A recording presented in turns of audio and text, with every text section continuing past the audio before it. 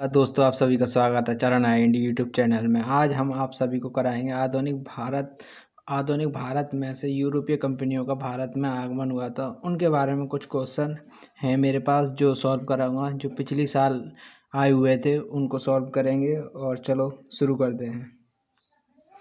पहला क्वेश्चन है, Vasco da gamma Bharat कब आया था? 1350 एडी, 1498 एडी, 1505 एडी, 1612 एडी। इसका सही आंसर है 1498 एडी। 1498 एडी भारत में वास्को डी गामा आया था। वास्को डी गामा कहाँ से आया था? ये पुर्तगाल से आया था। पुर्तगाल से ये समुद्र के रास्ते आया था, समुद्र के रास्ते। और इसी ने भारत से यूरोप के लिए पहला समुद्री मार्ग खोजा था, समुद्री मार्ग खोजा था। और इसी को भारत की खोज के लिए जाना जाता है कि भारत की खोज किसने की? वास्को डी गामा ने की थी। और वास्को डी गामा भारत किस बंदरगाह पर आया था? सबसे पहले कालीकट बंदरगाह पर आया था। कालीकट बंदरगाह पर। अगला प्रश्न, निम्न यूरोपीय शक्तियों ने भारतीय व्यापार में समय समय पर प्रवेश किया। अंग्रेज, डच, फ्रांसीसी, पुर्तगाली। सबसे पहले कौन आए थे? पुर्तगाली आए थे सबसे पहले। तो पुर्तगाली आए थे सबसे पहले, पुर्तगाली। तो 4 नंबर ये तो ये नहीं हो सकता और ये भी नहीं हो सकता। चार। इसके बाद कौन आए थे? इसके बाद आए थे डच। तो इसमें दोनों में सही है। इसके बाद आए थे अंग्रेज एक, ये वाला सही है आंसर, क्योंकि जो अंग्रेज आए थे इसके बाद फ्रांसीसी आए थे चौथे नंबर पे। फ्रांसीसी के बाद आए थे फिर डेनिस, तो ये आए थे। ठीक है ना। अगला क्वेश्चन, फ्रांसीसी ईस्ट इंडिया कंपनी स्थापित हुई थी लुई 14वें के शासनकाल में, लुई 13वें के शासनकाल में, लुई 15वें के शासनकाल में, लुई 16वें के शासनकाल में। तो इसका सही आंसर है लुई 14वें का शासनकाल में। जब लुई 14वां फ्रांस में शासन कर रहा था तो उस समय इसकी स्थापना हुई थी। और लुई 16वें के समय पर, लुई 16 के समय पर फ्रांस में बहुत गहरा अकाल पड़ा था। और उसी के समय करीबन 18वीं सदी में वहाँ पर जो राजशाही व्यवस्था थी वो ख़त्म करके वहाँ पर गणतंत्र मतलब संवैधानिक लागू कर दिया था। अगला प्रश्न, कर्नाटक युद्ध किन किन के मध्य लड़ा गया था? डचों व अंग्रेज, फ्रांसीसी व अंग्रेज, डेनिस व अंग्रेज, अंग्रेज व मराठे। तो इसका सही आंसर फ्रांसीसी और अंग्रेज। कर्नाटक युद्ध क्यों हुआ था? कर्नाटक युद्ध का मेन एक तो यही कारण था कि यूरोप में ये फ्रांस और अंग्रेज अपनी अपनी शक्ति का वर्चस्व दिखाना चाहते थे और उसके लिए इन दोनों में युद्ध हुआ था। और इनकी पहले से ही वहाँ पर मुठभेड़ चलती रही थी।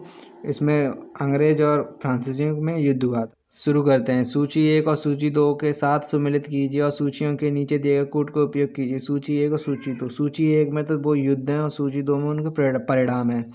तो जो प्रथम कर्नाटक युद्ध, द्वितीय कर्नाटक युद्ध, तृतीय कर्नाटक युद्ध और प्रथम मैसूर युद्ध जो हुआ था वो हैदर अली और अंग्रेजों के बीच हुआ था। किस किस के बीच? हैदर अली और अंग्रेज। तो इसमें अंग्रेजों की हार हुई थी। तो ये जो चौथे का दूसरा, तो ये वाला नहीं हो सकता, इसमें बी नहीं हो सकता बी। और प्रथम कर्नाटक युद्ध में एक्सलागी चैंपल की संधि से अंत हुआ था ये, क्योंकि अंग्रेज इसमें बहुत ज़्यादा कमज़ोर पड़ रहे थे तो इस वजह से इसमें ये संधि हुई थी, ये वाली। तो इसमें पहले का चौथा ये है। तो इसका आंसर सी सही है। अगला क्वेश्चन है, निम्न में से कर्नाटक युद्ध का कौन सा तत्कालिक कारण था? अंग्रेज और फ्रांसीसियों के बीच प्रतिबंधता, ऑस्ट्रिया की राजगद्दी की जंग, कर्नाटक की राजगद्दी का मसला, अंग्रेज द्वारा फ्रांसीसी जहाज़ों का अधिग्रहण। तो इसका सही आंसर है कि अंग्रेजों द्वारा फ्रांसीसी जहाज़ों का अधिग्रहण। इसका सही आंसर है ये वाला डी। अगला प्रश्न है, ब्रिटिश ईस्ट इंडिया कंपनी ने बम्बई किससे लिया था? डचों से, फ्रांसीसियों से, डेनिस से, पुर्तगालियों से। तो बम्बई लिया था पुर्तगालियों से, क्योंकि जो अंग्रेजों के जो सम्राट चार्ल्स द्वितीय का विवाह पुर्तगाल की राजकुमारी कैथरीन से हुआ था। और उसके उपलक्ष्य में पुर्तगालियों ने बम्बई उपहार स्वरूप जेम्स द्वितीय को दिया था। और जेम्स द्वितीय ने उसको जो बम्बई दिया था अंग्रेज ईस्ट इंडिया कंपनी को 10 पाउंड पर साल के हिसाब से ईस्ट इंडिया कंपनी को दे दिया था। कुछ समय बाद ये बम्बई पूरा ईस्ट इंडिया कंपनी को उन्होंने दे दिया था, जेम्स द्वितीय ने। अगला प्रश्न, लंदन में ब्रिटिश ईस्ट इंडिया कंपनी के गठन के समय भारत का बादशाह कौन था? लंदन में ब्रिटिश ईस्ट इंडिया कंपनी के गठन के समय भारत का बादशाह कौन था? अकबर था, शाहजहां था, जहांगीर था, औरंगजेब था। तो ईस्ट इंडिया कंपनी कब बनी थी? 1599 में। और अकबर का शासनकाल कितना है? 1556 से 1605। 1605 में अकबर की मृत्यु हो गई थी, और अकबर की मृत्यु के बाद उसका बेटा जहांगीर वो उसका बादशाह बना था अगला। तो इसका जब वो ईस्ट इंडिया कंपनी की गठन हुआ था तो उस समय अकबर शासक था। अगला प्रश्न, भारत में 1613 ईस्वी में अंग्रेज ने अपनी पहली फैक्ट्री कहाँ स्थापित की थी? गोवा, सूरत, बंगाल में हुगली, आरकोट। तो इसका सही आंसर है सूरत। अंग्रेजों ने सूरत में ही अपनी पहली स्थायी फैक्ट्री स्थापित की थी, और पहली अस्थायी फैक्ट्री मछलीपट्टनम में स्थापित की थी, मछलीपट्टनम में। फिर जहांगीर ने इनको अधिकार दे दिया था, तो इन्होंने सूरत में अपनी पहली स्थायी फैक्ट्री स्थापित की थी। अगला प्रश्न, निम्नलिखित में से कौन सा एक सही है? आधुनिक कोची भारत की स्वतंत्रता तक डच उपनिवेश था। डचों ने पुर्तगालियों को पराजित किया और आधुनिक कोची में उन्होंने फोर्ट विलियम्स का निर्माण किया। आधुनिक कोची पहले डच उपनिवेश था, जिस पर बाद में पुर्तगालियों का अधिकार हो गया। आधुनिक कोची कभी भी ब्रिटिश उपनिवेश का भाग नहीं था। तो इसका सही आंसर है बी। डचों ने पुर्तगालियों को पराजित किया और आधुनिक कोची में उन्होंने फोर्ट विलियम्स का स्थापना की थी। क्या सही आंसर है इसका? इसका आंसर सही है बी। भारत में यूरोपीय शक्तियों के प्रवेश के संदर्भ में निम्न में से कौन सा कथन सही नहीं है?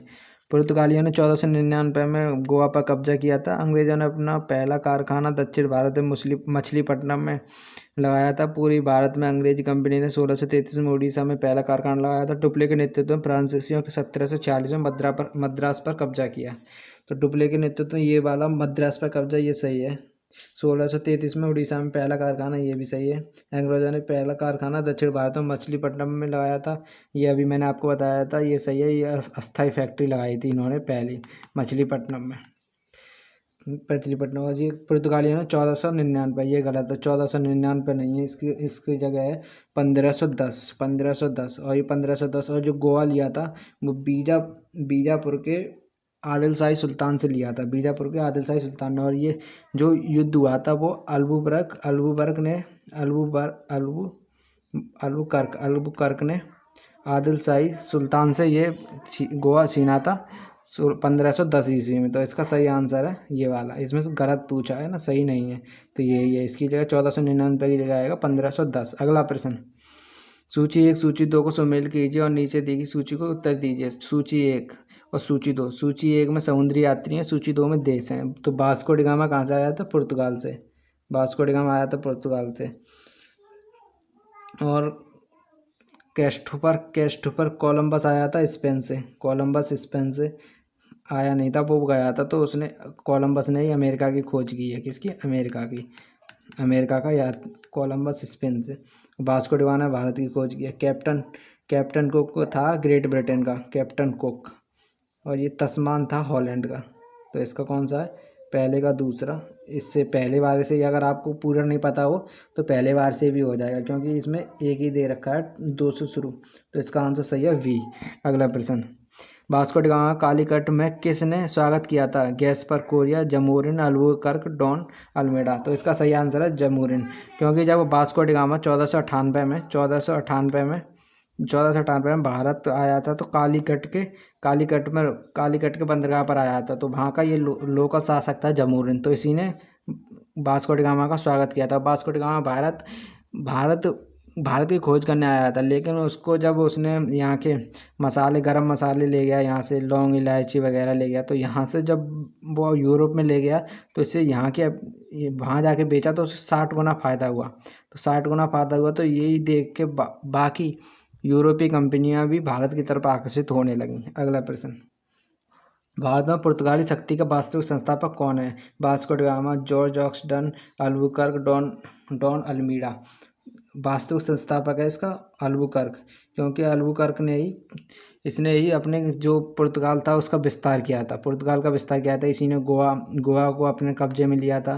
गोवा है, पंडित वगैरह हैं, ये इसने ही कब्जे में लिए थे। और डॉन अल्मीडा भारत का पहला वायसराय है, भारत का पहला वायसराय या गवर्नर है, जो गवर्नर है जो पुर्तगाल से आया था भारत में। अगला प्रश्न, निम्न में कौन नीली जल योजना ब्लू वाटर नीति से संबंधित है? Dupleix, de Almeida, Albuquerque, Robert Clive. इसका सही आंसर है द अल्मीडा ने नीला जल योजना ब्लू वाटर नीति चलाई थी, क्योंकि ये चाहता था कि पूरे समुद्र पर इसका ही राज हो, अरब सागर और बंगाल की खाड़ी पर, तो इसलिए इसने ब्लू वाटर नीति अपनाई थी। अगला प्रश्न, तो हमारा इतना ही था आज के लिए, इतना ही बहुत है। और अगर आपको ये वीडियो अच्छी लगी हो तो इसको लाइक शेयर ज़रूर करना। और अगर मैंने थोड़ी भी कोई कमी की हो तो उसके लिए मुझे कमेंट बॉक्स में आप जवाब दे सकते हैं कि मैंने क्या कमी की है, और मैं उसको आगे से सुधारूँगा। तो आज के लिए इतना ही, जब तक के लिए जय हिंद, जय भारत।